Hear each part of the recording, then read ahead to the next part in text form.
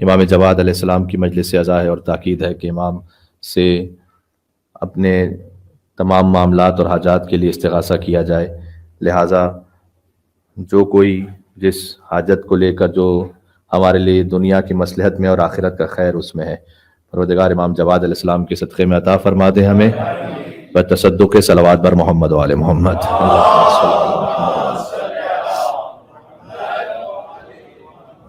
امام کا نام محمد ہے اور سب سے کم سن ترین امام ہے کہ جن کی شہادت ہوئی ہے۔ امام کا لقب تقی ہے اور جواد ہے۔ بہت غور کیجئے گا، اس میں کامل انسان پورا سمٹ کر آ جاتا ہے۔ ایک حدیث ہے، امام سے پوچھا گیا کہ مولا تقویٰ کیا ہے؟ امام نے فرمایا تقویٰ یہ ہے کہ اللہ کی عبادت کرو، مخلوق کی خدمت کرو۔ اس میں پورا تقویٰ ہے یا نہیں ہے؟ اللہ کی عبادت کرو، مخلوق کی خدمت کرو۔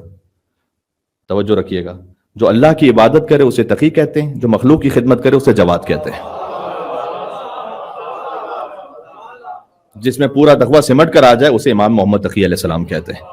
ہاں بات واضح ہو رہی ہے، جس کے دل میں تقی نہیں ہوتا وہ کبھی متقی نہیں ہوتا، اور اس کا تقویٰ عذاب ہے یا رب کہ جس کے دل میں علی نہیں ہوتا۔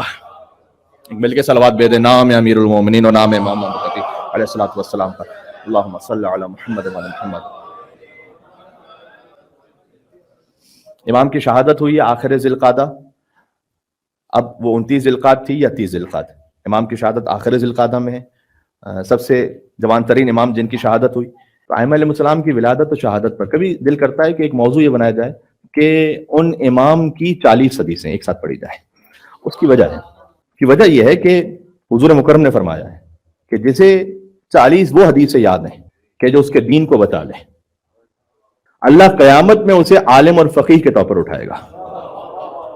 فقیہ بنیے، 50 سال محنت کیجیے، قال باقر و قال صادق پڑھیے، وہ ایک راستہ ہے، اور کیا ہی راستہ ہے، سبحان اللہ۔ عام زندگی میں فقیہ بننا چاہتے ہیں؟ فقیہ وہ ہوتا ہے کہ جو دین کی سمجھ نہیں رکھتا، دین کی گہرائی کو سمجھتا ہے، وہ فقیہ ہے۔ عالم اور فقیہ کے طور پر اٹھنا چاہتے ہیں میدان محشر میں، 40 ان حدیثوں کو یاد کیجئے کہ جو آپ کے دین کے لیے مفید ہیں، حضور مکرم نے فرمایا ہے۔ تو کبھی کبھار دل چاہتا ہے کہ 40 حدیثوں کو پڑھا جائے، امام کی 40 حدیثیں۔ تو آج وہ موقع نہیں بن پایا، ذہن میں کچھ اور عرائض تھے وہ پیش ہو گئے، تو اب اتنا موقع تو نہیں ہے کہ میں 40 حدیثیں آپ کی خدمت میں پڑھوں۔ البتہ امام علیہ السلام سے عددی برکت کو حاصل کرنے کے لیے میں نے 9 حدیثیں لکھ لیں اپنے پاس۔ یہ 9 حدیثیں میں نے منتخب کی ہیں 166 حدیثوں سے۔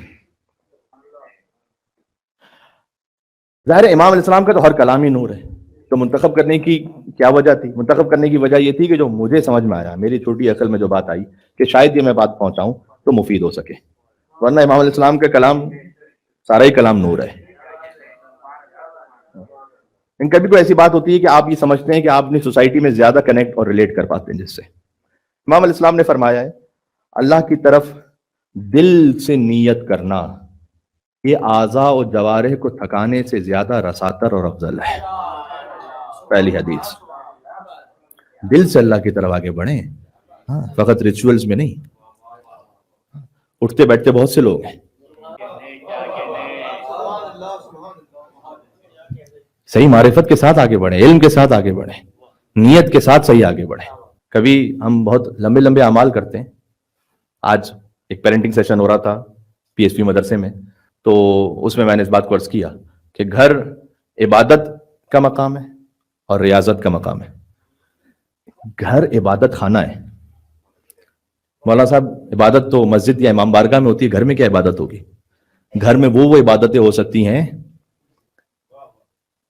حضور مکرم نے فرمایا کہ اپنے اہل و عیال کے ساتھ کچھ دیر کے لیے بیٹھنا، صمیمیت کے ساتھ، جھگڑا کرتے ہوئے نہیں، صمیمیت کے ساتھ، یہ میری مسجد میں پورے سال کے اعتکاف سے افضل ہے۔ عبادت ہو گئی یا نہیں ہو گئی؟ عبادت ہو گئی یا نہیں ہو گئی؟ ہو گئی عبادت۔ گھر ہے معبد، عبادت خانہ ہے۔ ہاں بات واضح۔ ایک خاتون کا اپنے شوہر کے لیے کوزہ آب دینا، حدیث سنا رہا ہوں، اس پر آپ کو سبحان اللہ تو کہنا چاہیے، آپ کو پانی مل رہا ہے۔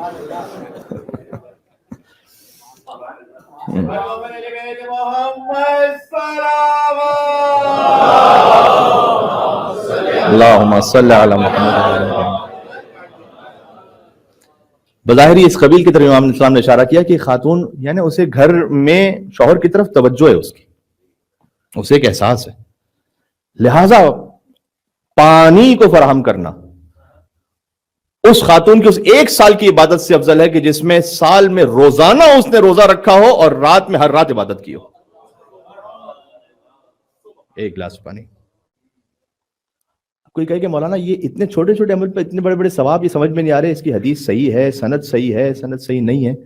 اطمینان رکھیں کہ اس قبیل کی بہت ساری احادیث کی سند صحیح بھی ہے، اور جن کے لیے سند نہیں لکھی ہوئی وہ تواتر معنوی تک پہنچے ہوئے، یعنی اتنی کثرت کے ساتھ حدیثیں ہیں کہ انسان کو یقین ہو جاتا ہے.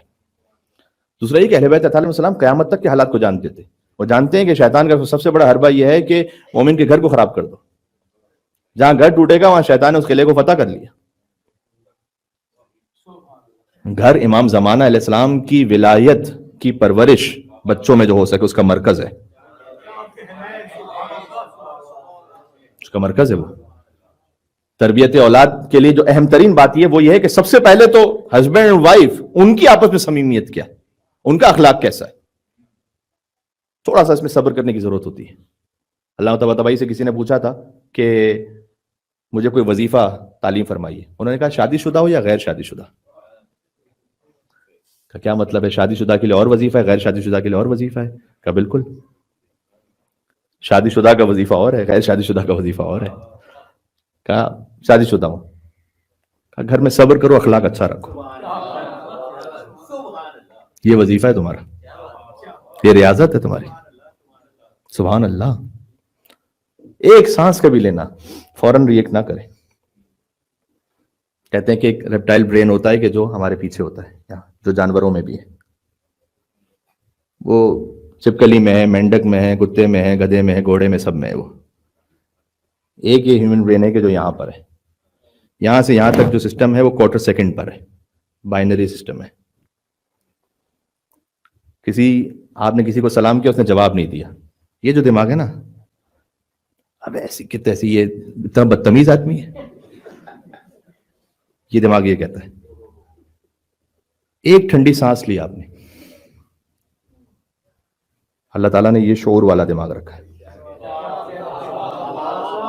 تم اشرف مخلوقات ہو، تم جانور تھوڑی ہو. شاید کوئی وجہ ہوگی تو خیریت، آپ خیر و عافیت سے ہیں. خود بخود مزاج بدل گیا.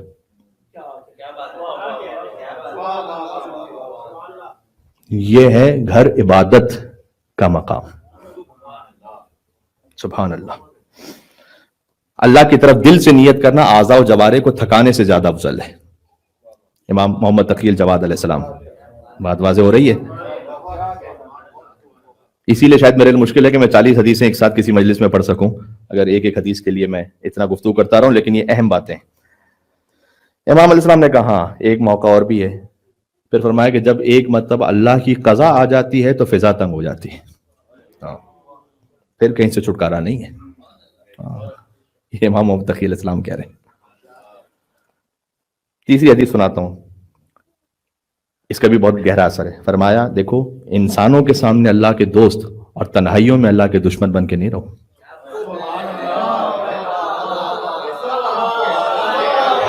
ایک حق بنتا ہے یہاں پر عظمت امام محمد تقی علیہ الصلوۃ والسلام پر مل کے صلوات بھیجے محمد و آل محمد.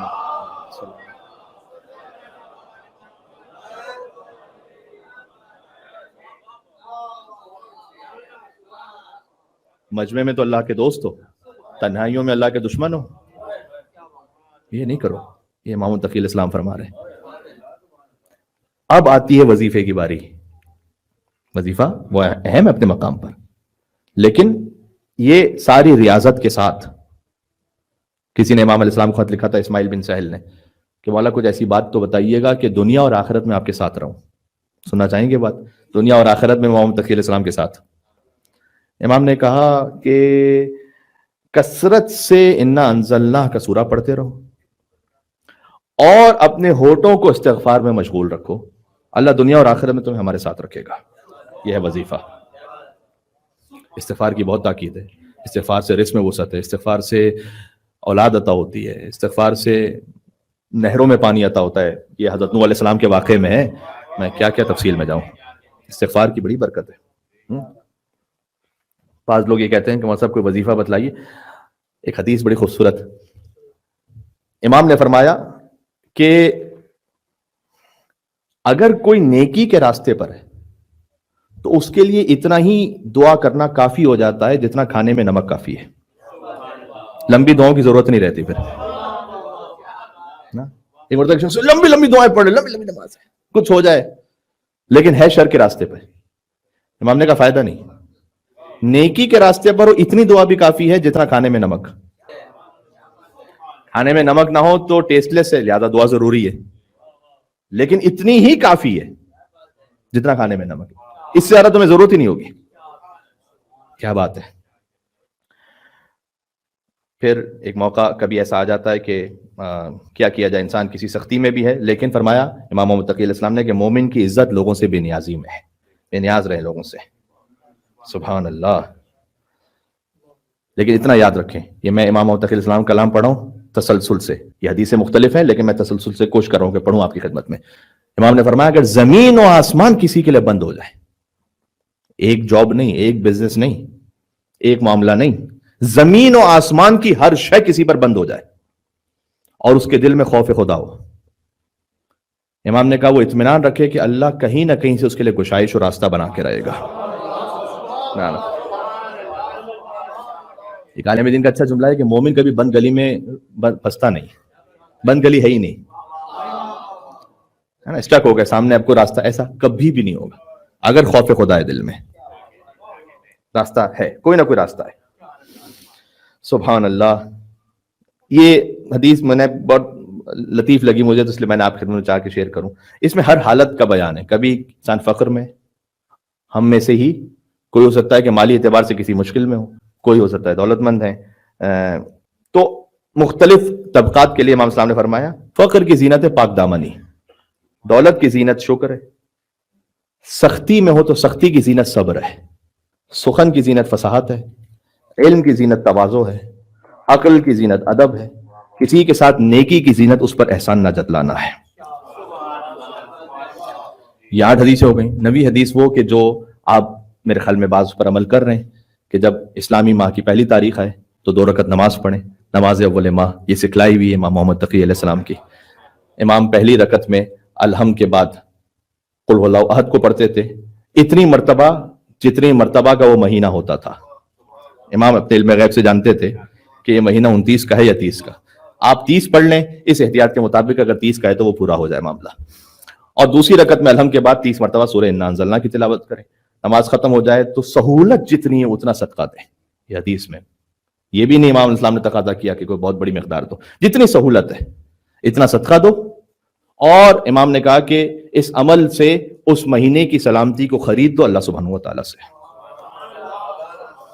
ایک صلوات بھیجے گا ایک محمد تقی علیہ السلام صلی اللہ علیہ محمد و محمد. بات مکمل ہو گئی. یہ جو نماز ہے اس کا اثر میں نے خود دیکھا ہے اور آپ نے بھی دیکھا ہوگا, واقعاً میریکل ہے.